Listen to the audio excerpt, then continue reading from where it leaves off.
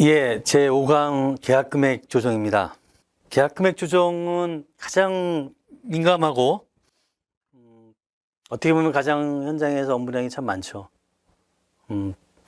오로지 계약금액 조정을 통해서만이 현장의 매출 그리고 이익이라는 부분을 변동을 갖고 올 수 있죠. 그래서 굉장히 계약금액 조정은 굉장히 중요하고 또 분쟁에 있어서도 사실은 거의 대부분이 계약금액 조정과 직접 밀접한 부분이 있겠죠. 그래서 5장에서는 계약금액 조정에 대한 의미가 뭘고 우리가 계약금액 조정의 세 가지 설계 변경, 물가 변동 그리고 기타 계약 내용의 변경을 한번 들어가 보겠습니다. 그리고 기타 계약 내용의 변경에 있어서 실비 산정이 무엇인지 계약금액 조정에 있어서 또 민자 공사와 재정공사는 어떤 차이점이 있는지 살펴보겠습니다. 계약금액 조정이라는 부분이 사실은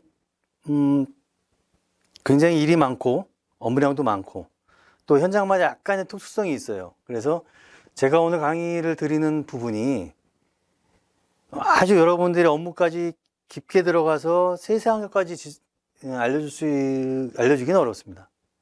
아주 기본적이고 포괄적인 내용 위주로 설명을 해드릴 건데요.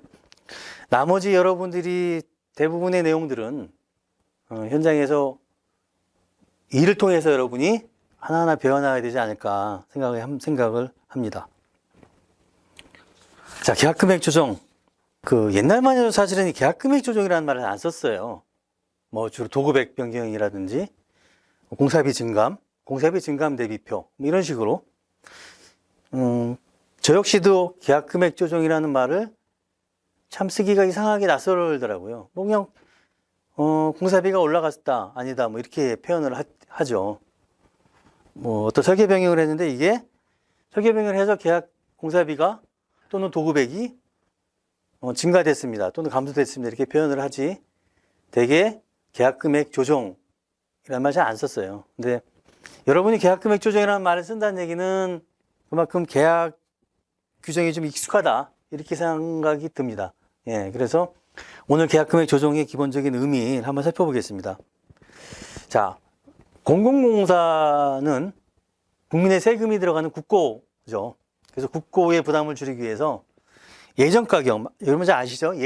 예정가격이 정해가지고 그 범위 안에서 이제 우리가 낙찰자 선정하거나 하는 거죠. 그래서 사실은 그 예정가격에서 그 계약을 해서 체결이 되면 그거를 우리가 확정 계약의 원칙이라고 그래요. 즉 뭐냐면 그 금액만큼 계약을 했으면 그 금액에서 더 이상 올라가면 안 된다 이런 거예요. 그 금액이 변동이 없이 그냥 간다. 그렇죠? 그래서 우리가 그걸 가지고 우리가 확정 계약의 원칙이라고 합니다. 그래서 결국 결론적으로는 계약 금액이 증액되는 걸 없음을 전제로 하는 거예요. 예.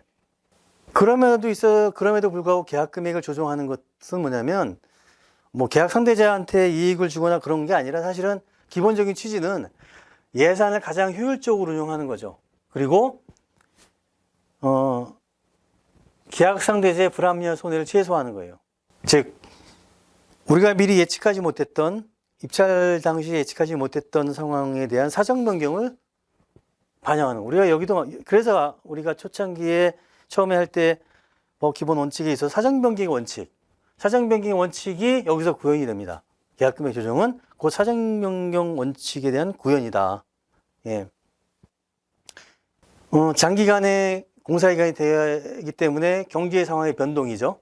이게 물가 변동이죠. 그리고 불완전한 설계 변경이 될 수가 있고요.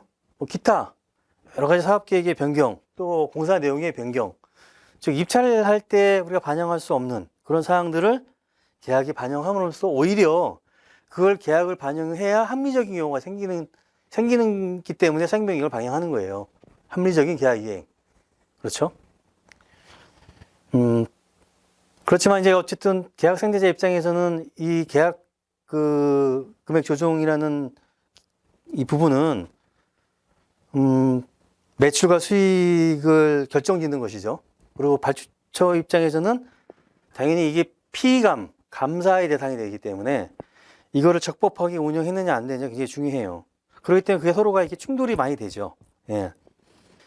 그래서 어쨌든 업무량도 많고 업무 시간도 많은 이런 부분입니다. 예.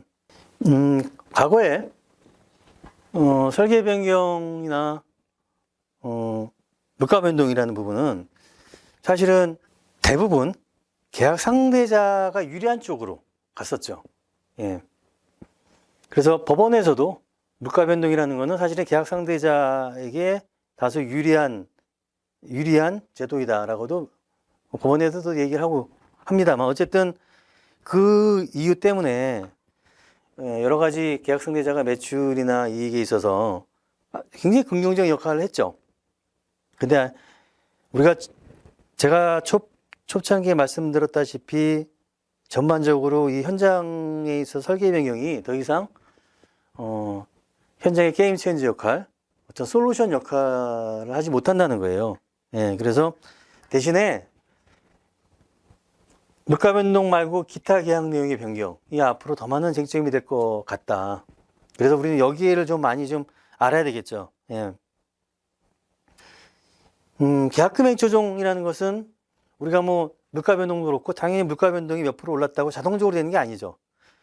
뭐 설계 변경도 마찬가지지만 반드시 계약 상대자의 청구의 행위에 의해서 발주처의 승인이라는 과정이 반드시 존재하게 돼 있어요.